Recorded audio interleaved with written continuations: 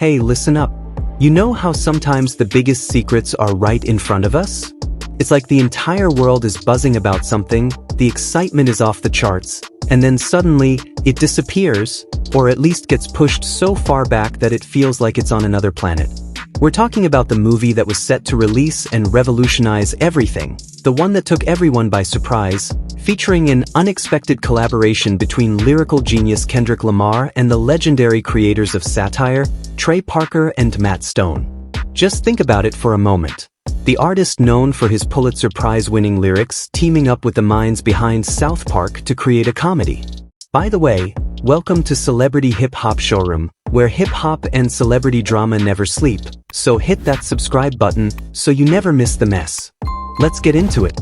That alone was the kind of news that stops traffic and starts 1,000 debates online. Everyone was locked in, circling the date on their calendars, July 2025. Summer blockbuster season, prime time for something controversial, something loud, something fresh. The kind of film that sticks a thumb in the eye of the establishment while making you choke on your popcorn laughing. They promised us a blend of genius, music, and social commentary so sharp it could slice glass, but now that hot summer slot is ice cold. The official word dropped like a cinder block. July 2025? Forget about it. The new date they threw out was March 20th, 2026.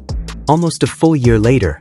And if you know anything about the movie business, a date move, especially that far out and especially for a project this high profile, isn't just a little scheduling hiccup. It's a tremor. It sends a shiver down the spine of anyone who's been following the drama. March 2026 is, frankly, cinematic purgatory. It's the time studios dump the movies they don't have faith in, or the ones that need a massive quiet ramp-up because they're too weird for the summer masses. But this movie wasn't supposed to be weird in a bad way. It was supposed to be revolutionary. Now the new release window isn't just uncertain. It feels genuinely shaky, like the studio is trying to figure out if they got a masterpiece on their hands or a ticking political time bomb. And when you dig into the actual story, you start to understand why the corporate suits might be getting cold feet. The premise, man, that's the real kicker. It's the kind of high-wire act that only Parker and Stone would dare touch, and only Kendrick could bring the necessary gravitas to.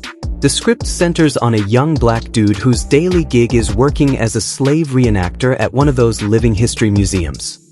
Think about that irony. Day in, day out, he's putting on the costume, performing a painful, brutal past for tourists, making history real in the most unsettling way. But the real drama ignites when he finds out something that rips his personal life wide open. He's dating a white woman, and through some digging, some old records, he learns the unthinkable. Her ancestors actually owned his own forebears. Let that sink in. The present-day romance is built on the same hallowed, toxic ground as the centuries-old transaction of human lives. That's not just a plot point, that's a gut punch. It's the kind of story that takes the darkest parts of America's past, drags them into the blinding light of the present, and then uses humor, the kind of laugh to keep from crying humor, to make you look at it. This isn't a safe movie. This is a grenade wrapped in a joke. It's blending high-concept, boundary-pushing comedy with a dead serious, deeply personal look at the legacy of slavery in modern America. That kind of heat is exactly what made the early buzz electric, but it's also the kind of heat that melts release dates. The initial script was penned by Vernon Chapman, a writer who's no stranger to the absurd and the razor-sharp edge of comedy. He's a veteran of the Parker and Stone universe, so you know the dialogue is going to be relentlessly funny and unapologetically offensive in the best possible way. The plan was solid. Hit that summer 2025 date, let Trey Parker, the maestro of controlled chaos, direct the whole thing. The production side was handled by PG Lang, which is Kendrick Lamar and Dave Free's creative venture, alongside Parker County, the production company run by the South Park duo. This wasn't just a corporate deal, it was a creative convergence.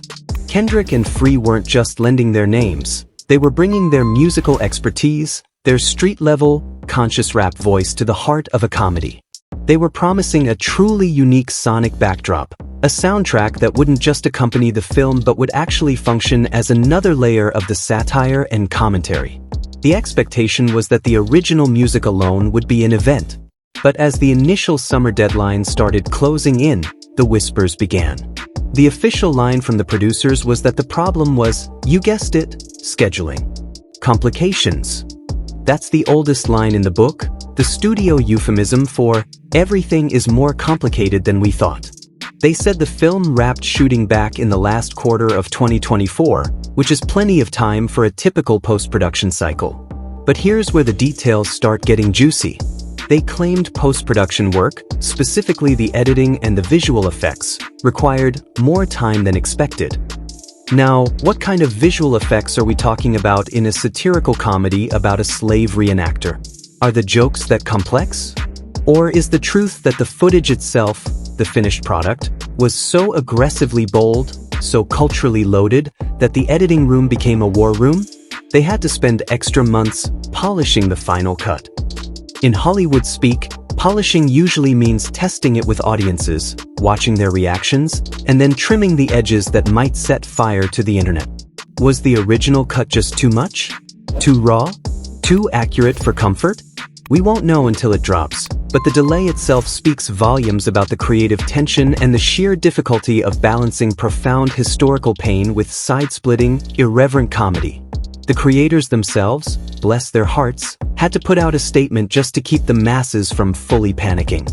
It was simple, direct, and slightly ominous. It is true, we are moving again. We are working hard at finishing the movie. That's all they gave us. No flair, no big promises, just a confirmation that the project is still a living thing, moving forward even with the setback. It's a tightrope walk for them.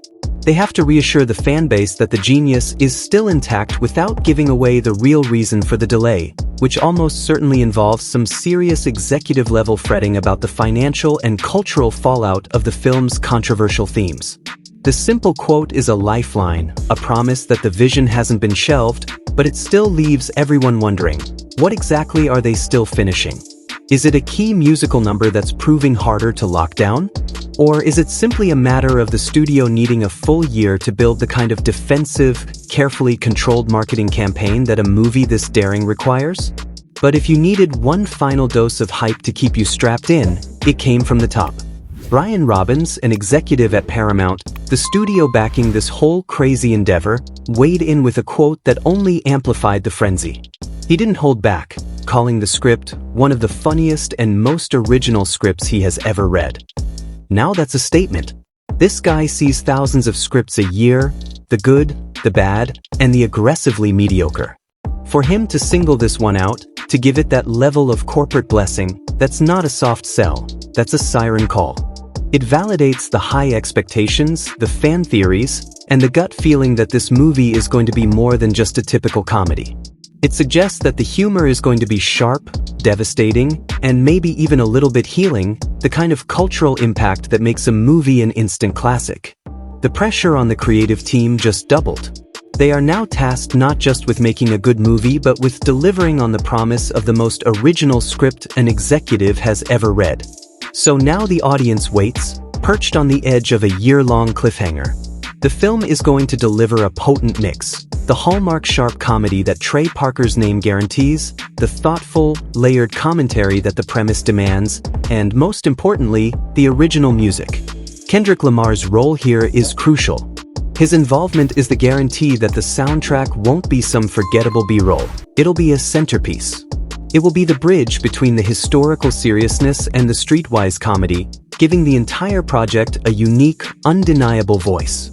The kind of satire that Parker directs is always precision-engineered, designed to hit the mark with surgical accuracy.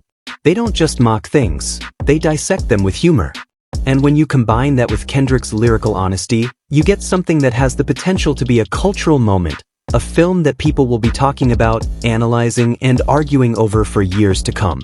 As it stands right now, the studio hasn't nailed down a final release date, sticking with that vague March 2026 placeholder which, let's be honest, could easily slide again. Fans are left to constantly refresh their news feeds, waiting for the official word, the one announcement that will end the suspense and give them a firm date to look forward to. In the meantime, the creative team, somewhere behind closed doors, is still refining, polishing, and tweaking this bomb of a film. They are aiming not just to meet the immense expectations but to blow them out of the water, to deliver a truly memorable, powerful, human, and highly engaging cinematic experience. They know what they have. They know the weight of the subject matter. They know the comedy is going to hurt, and that's why they're taking their sweet time. They want this to be perfect, because when a movie has this much raw, real emotion and provocative satire, rushing it is not an option. It has to land right, it has to hit hard, and it has to stick. The long wait is just another part of the story, another layer of suspense that makes us all want to see what kind of fire they're finally going to unleash when the moment is right. The delay is the price of genius, and we're all paying in patience, waiting to see if this delayed masterpiece will be worth every agonizing month. I'd love to hear your thoughts on this situation, so please share your opinions in the comments. Also, don't forget to like, subscribe, and turn on notifications to stay updated on this story.